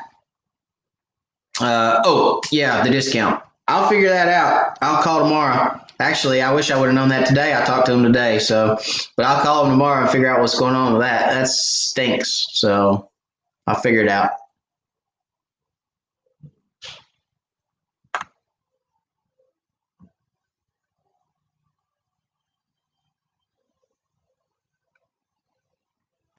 Oh, here we go. It said they had 4 in stock, but when added to the cart with the stump bugs, it said they were out. So not 100% sure on apparel, but I figured that was the reason. Okay, that makes sense. So I tell you what, let's just try it. Everybody got a second? Let's try it and see. Hang on, I'll be right back with you.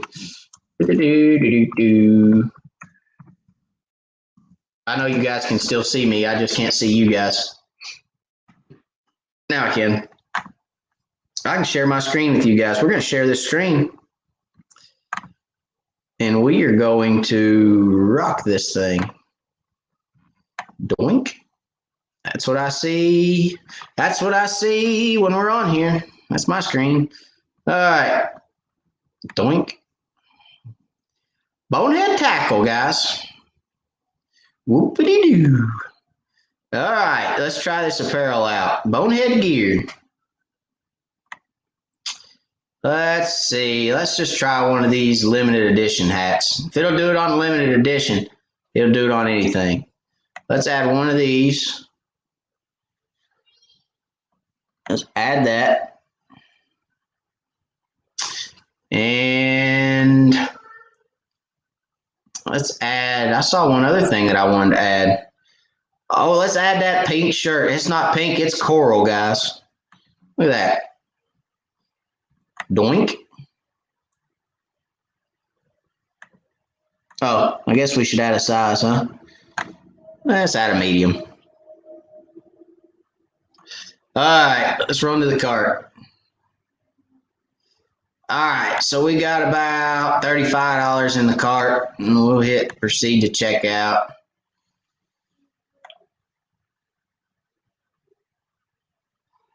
Spend $100, get a free t-shirt.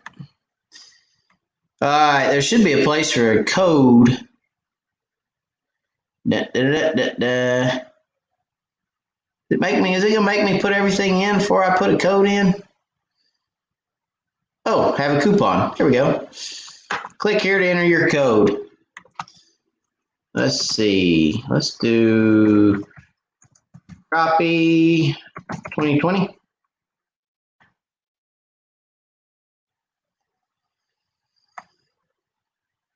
Coupon code applied successfully. Coupon Crappie 2020 minus 525 right there. So it will work on apparel. Okay, so it will work on apparel. Good deal. Crappie 2020 at Bonehead. It'll work on your apparel. Let's stop this. There we go. All right, so thank you, Shawn. It will work on apparel, guys. So I think the only thing it doesn't work on that I know about is rods and those bait boxes. I think everything else you're good to go.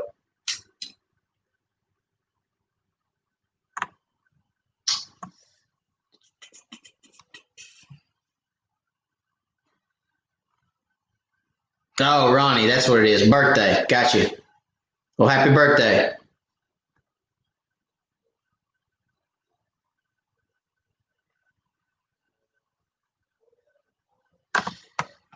Jay Lavender tried trolling with the 2-ounce weights and Arky crankbaits and caught fish. Awesome, man. That is cool. I like when you guys come back and say, hey, I tried that and caught fish. I mean, that's so cool. I am so happy for you, buddy, and I'm just glad that you went out and caught fish on it. And I'm glad you came back and confirmed that I'm not an idiot and it works. Thank you very much.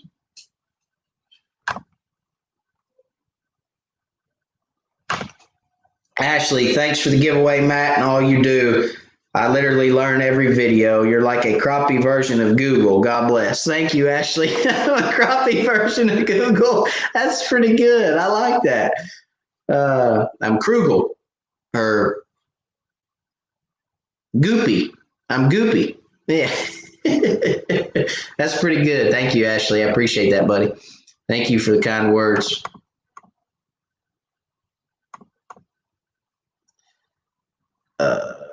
Major Brown said, go back. Go back where? Go back where? Sorry, Major. I couldn't see that comment whenever you put it. I think you put it when I was on the other screen. Go back where?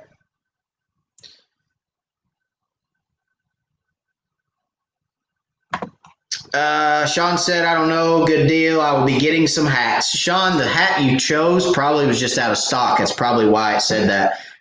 It probably showed 4 on the screen, but it probably just hadn't updated. It probably said 4 in stock, and there was probably 4 in the queue waiting to be shipped. So they probably just came back and said, wait a minute, that's out of stock. That would be my guess. Lots of laughs, crappie version of Google. That's a good one. I like that one.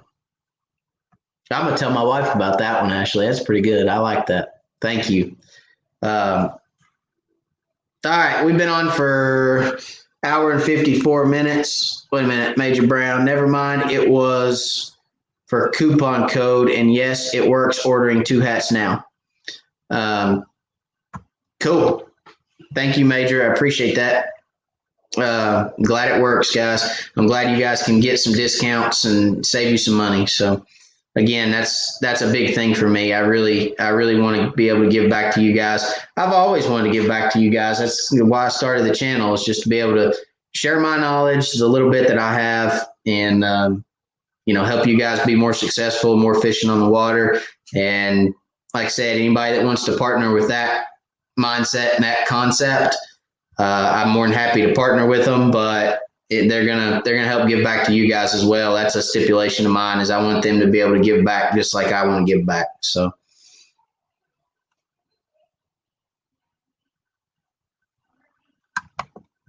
where did you say we get the wired for? Oh, thank you, Ronnie. Wired for crappie hats. This is the wired for crappie hat that I had mocked up. Okay. It's orange black. You can wear it when you're deer hunting. And there's our wired for crappie logo. So I'm working on getting the hats. The guy that mocked these up for me has been very difficult to get a hold of as of late.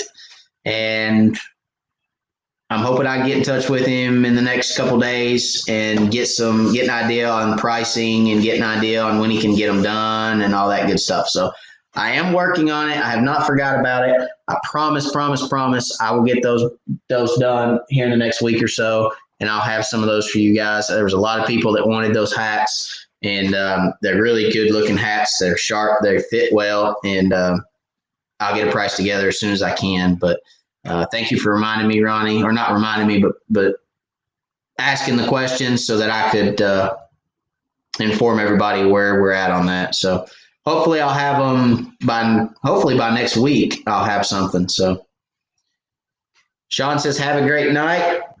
Thanks again. Have a great rest of the week, everyone. You too, Shawn. Have a great night. Have a great rest of the week. Larry Merritt. Thanks, Matt. You're welcome, Larry. Phil says, thanks, Matt. Great info. You're welcome, Phil. Thank you. All right. I don't see any more questions, guys. We've been on almost 2 hours, and it seems like we get on and it lasts 2 hours just about every week. So we're probably going to – Steven said, great job, Matt. Thanks. You're very welcome, Steven. But we're going to cut it off here, guys. We're going to keep it just under 2 hours tonight. I'm going to get off here. I hear my kids still out there running around, so I'm going to go get them in bed and or help get them in bed. That's a team effort in this house, getting them kids laid down. So God bless everybody. I appreciate everybody's comments again. I just continue to be amazed with the support that I get from you guys for the channel. It really is humbling, guys, the support that I get from you all and everything that you guys do for me. So I appreciate it. I hope everybody has a great week, great weekend. Again, happy Father's Day to all the fathers out there, because I won't see you guys again until next week. And God bless, guys. I'll talk to you guys later.